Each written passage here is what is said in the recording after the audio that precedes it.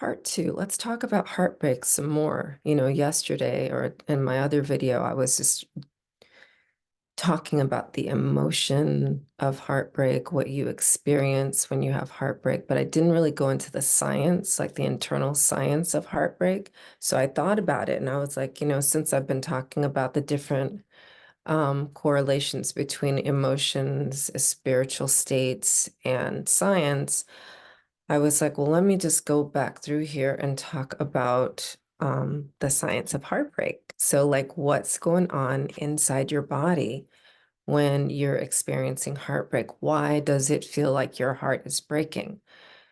So, and I'm just going to say this as a disclaimer. When I say scientific, I'm not actually going to use scientific terms. I might use one or two, but I mostly want you to understand what I'm saying. So I will keep it, like fourth grade, third grade level. Um, so first and foremost, right? When you're overwhelmed with the emotions, it literally feels like your heart is breaking.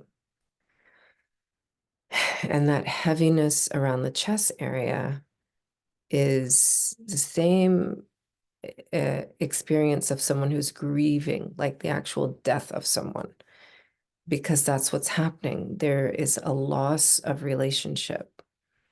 And so when you have this heaviness in your heart, a couple of things you'll notice will occur.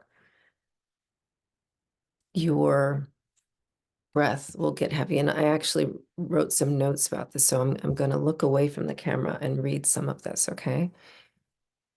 You'll sometimes gasp for air and feel like a heaviness around your heart, pulsating, head throbbing, uncontrollable crying, and loss of appetite, or sometimes, an increase of appetite, but definitely an increase of mindlessness.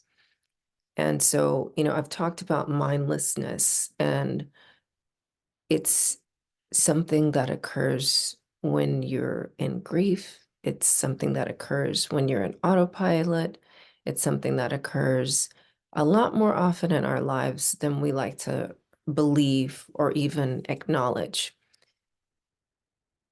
So if you listen to those symptoms, right, as we talk about the internal science of heartbreak, in the beginning of that, it sounds like more clinical. And then near the end of the list, it's more emotional, right? So, and here's the thing, it's all scientific and spiritual.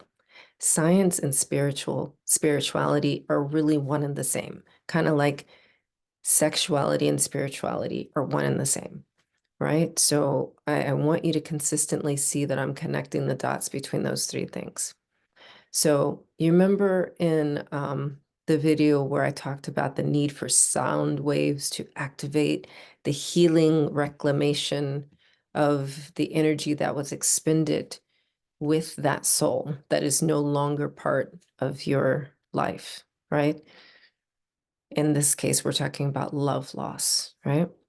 So all of these physical sensations that you're experiencing in your body are alert systems to let you know that you must activate self-healing. In fact, they are an indication that self-healing is activating, right? And so when you're gasping for air, it's like um, it's activating the inner winds of your breath, right? So that things will continue to, at first it'll like chug along, right? But eventually it'll get into a new kind of rhythm, a rhythm that extracts the presence of that other soul in your life so that you can continue to live, right? Because you had synced with another soul, and now this you have to unsync. So as you unsync, these are the sensations you're experiencing in your body, and you may require more food or less food. But understand you're in that unsyncing, it's a detoxifying of that other energy, right? It's letting go of that other frequency being intermixed with your frequency. So as you know, since the body is self-healing and as it's gravitating towards internal wholeness, that you can help it along. You can actively be part of the self-healing process, the self regulating process. And the way you can do that is to meet the healing frequencies, right? So when you feel like you're gasping for air, and I mentioned this yesterday, sing. When you feel that you need more movement, dance. When you feel that you need to regulate your breath, meditate or exercise. When you feel like it's too much or it's too little, sleep. And when you feed yourself, eat nourishing foods. And so all that and so much, much more is what I call ginger. And so I so want you to be part of the self-healing practice. And, so in ginger, what we're really doing is being in the acknowledgement of how we exist, right? There may have been times when you did not unsync from other souls, and the remnants and residue from those relationships are there, and it's fucking you up. And so we want to be in the reclamation so that you can, um,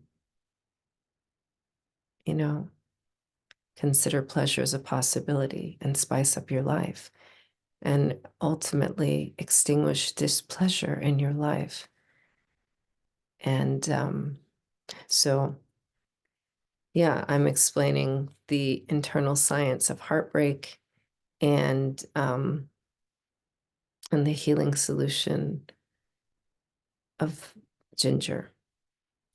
So I hope that helps you in your journey with heartbreak and with love loss. And just know that, it's been my experience again, right? And I hope that it's also been yours and will be yours, that when you lose one, it just opens the door for many more to come through. And so, yeah, there's love loss, but there's always love, right? So you're always, as long as you're in the frequency of wholeness, you will always gravitate or, I'm sorry, you will always, again, create more connections for love to come to you. So there's never really love loss. There's just a regrouping of it all. And until next time, be free.